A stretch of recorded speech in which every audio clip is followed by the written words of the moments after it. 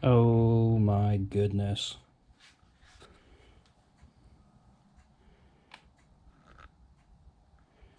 What am I doing? What a mess.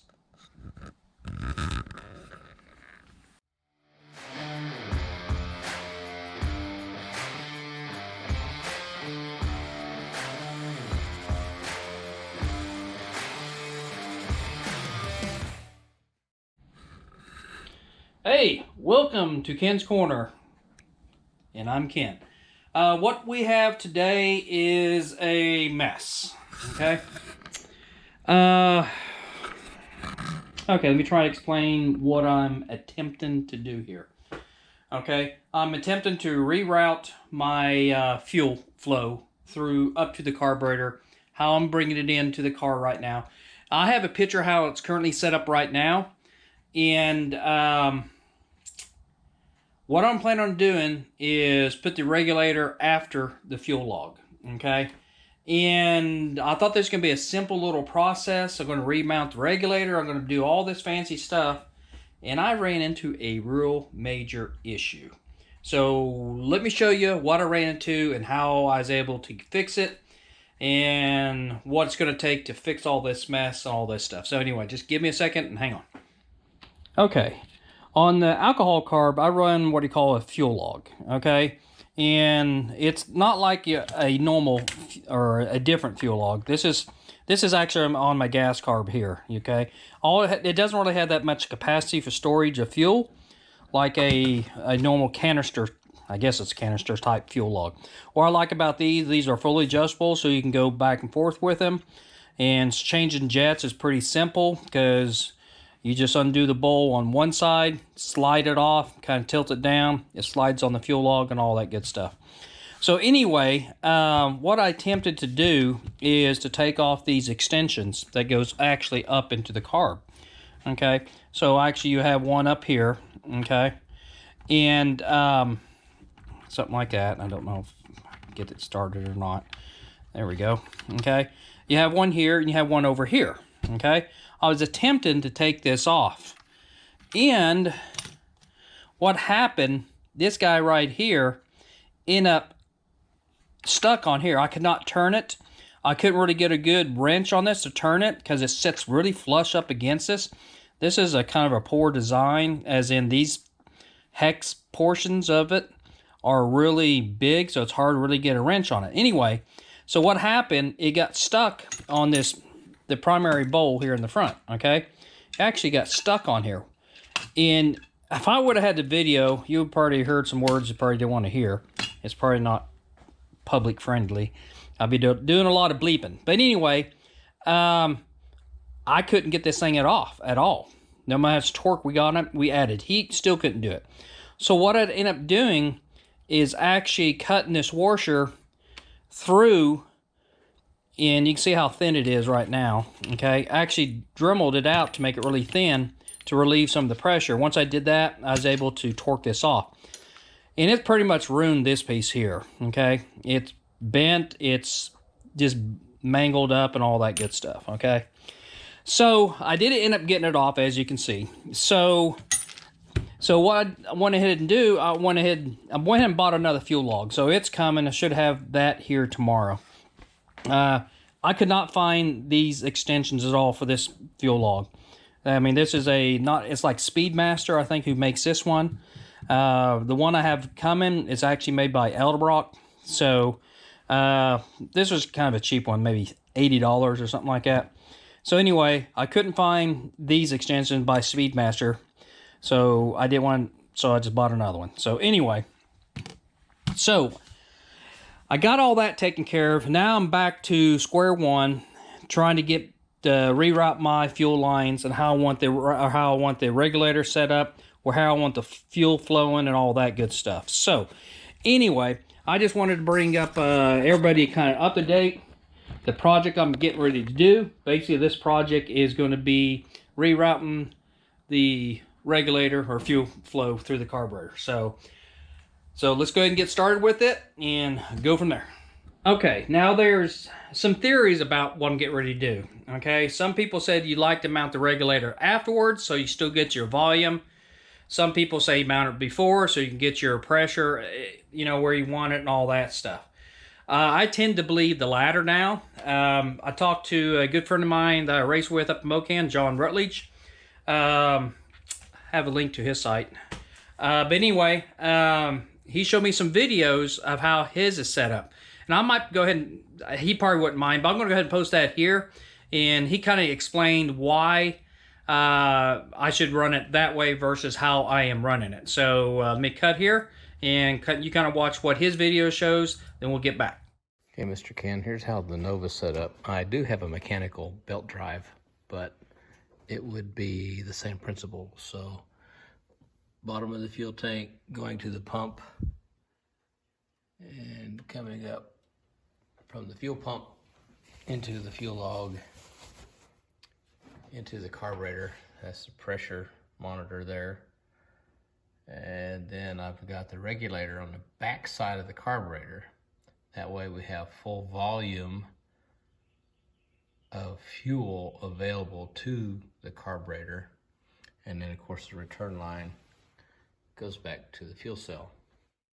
Okay, so as you can tell, what he's explaining is basically we're getting volume more than the pressure side. So we want to make sure the volume of fuel's there going adequate going up into the carburetor.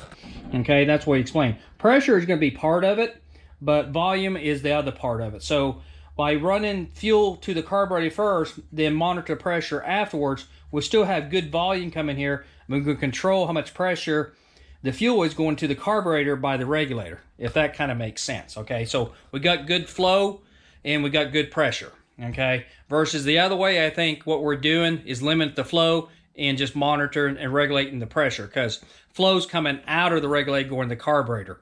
So you can see kind of it's backwards. It does about the same thing, but I think this is going to be a lot better. The other thing that we're going to do with this setup, I'm going to remount the regulator.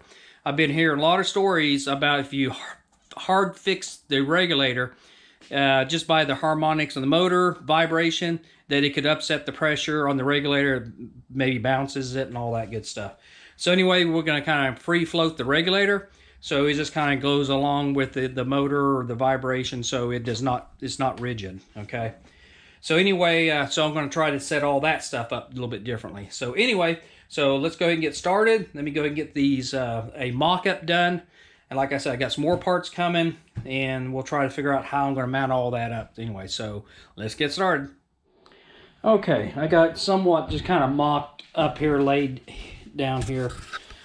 What I think I'm going to do is I'm going to mount my regulator right off my fuel log. Okay, I have a union that I have coming, won't be here till tomorrow, but it's a 8A. It's a union between this 8 and this number 8 AN.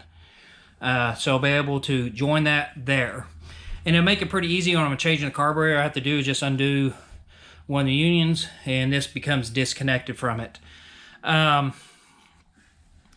the other piece, I'm going to run the fuel. So the fuel is going to come from over there. It's going to come up through this, going to go into the back of here. So fuel is going to come this way, up and around, back into here, through the regulator. Then what fuel doesn't need, it passes on out, back into the tank. So I think this gives me the best flexibility. It is going to make it a little bit more difficult when we take the carburetor off. So I'm now going to have this big long line connected all the way back there, and it's going to come up around here. So in order for me to take the carburetor, make any adjustments, I'm going to have to take this one off, undo this, then I'm going to have to undo either one on the back, which that's going to be a pain because I can have fuel leaking back there, or disconnect it up here at the filter. So there's no really easy solution by running this type of way, but for right now I think this gives me the best flexibility to see if this is going to work or not.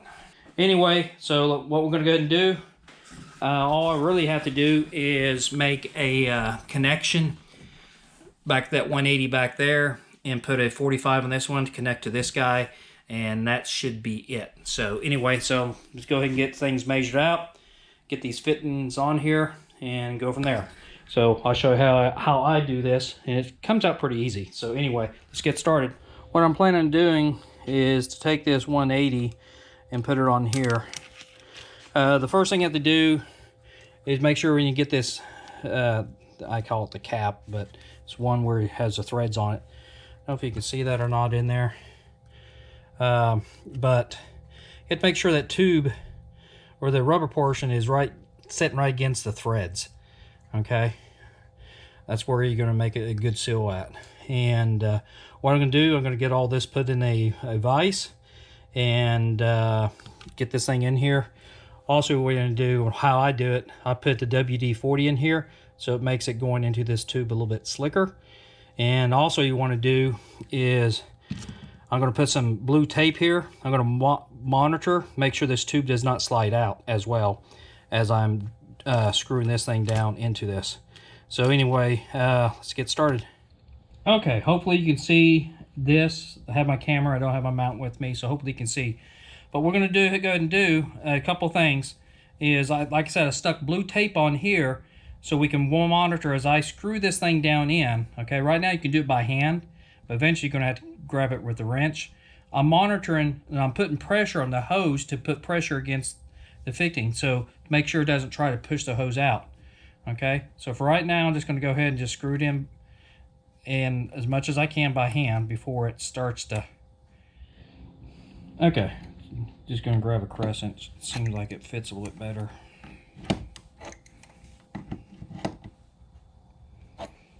Okay, I'll show you what it looks like. See, the gap is now gone out of here, so it's flush. I can still swivel it. The tape, you can tell, did not move, so it's not going to leak this way. So I know that hose is still right up against the bottom of that thread. So as far as I can tell, that's going to be a good fitting. It will not leak. So anyway, now we need cut, and I'll show you how I cut this with using a Dremel cutoff wheel. So anyway, so let me go mark the measurement and we'll get started on the next one. Okay, I marked it with blue tape and I wrapped it around the outside of the hose.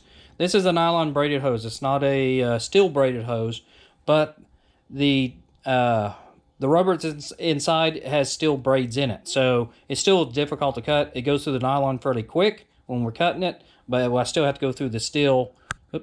I still have to go through the steel part of the rubber hose. So anyway, the easiest way I have found out to cut these, I use a Dremel with a cutoff wheel. And I just basically cut around it, make an opening, and stick the cap on, and it goes on pretty easy. So let me set the video up here. Hopefully it records, and I'll show you me cutting it. So, okay, here we go. Turn on the drill. Hopefully it goes good.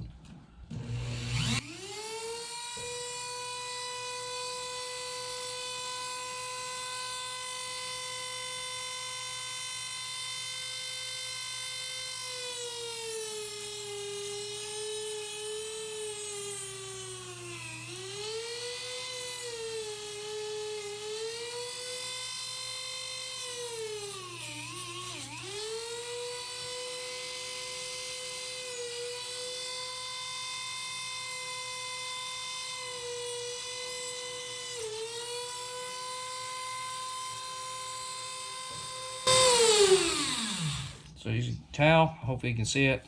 It makes a pretty good straight cut.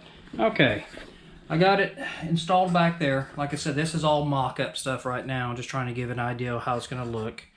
Probably work on this more tomorrow night, because I'm basically just waiting now on parts to come in so I can finish hooking everything up. Then we'll test fire it after we get it all hooked up and stuff, because we got to test and tune Friday. Where the holds, I think it will. We'll be running Friday. Today's Wednesday, so I got one more day to get it all configured, running, and tested. So nothing like waiting last minute to do stuff. Plus we got a bracket race on Sunday. So more changes, and I'm doing right before a bracket race. So anyway, but I think it's for the better. So until tomorrow, we'll wait to get the parts in. We'll get it all taken care of. I don't know if you can tell this or not. all the smoke that's in the air. You can see right in the sky. Wow. Well, let's get in here, get some work. Get a delivery, Amazon. So let's get this stuff opened up and see what I got. There you go, new fuel log.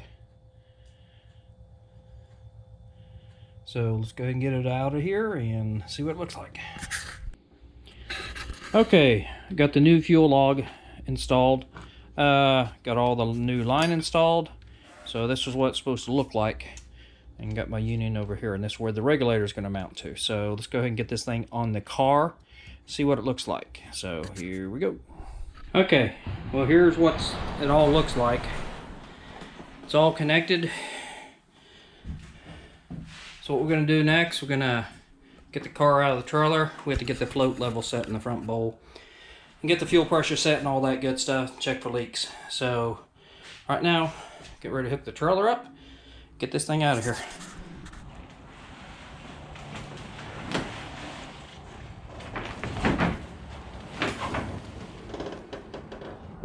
Well, thoughts on what? About what we did today. What's your thoughts? Too much work. Too much work. Look what we're working on now. After we did the fuel system, now we're having starter issues. Owning a race car is very fun. You know what? Anyway, No testing tonight because of this.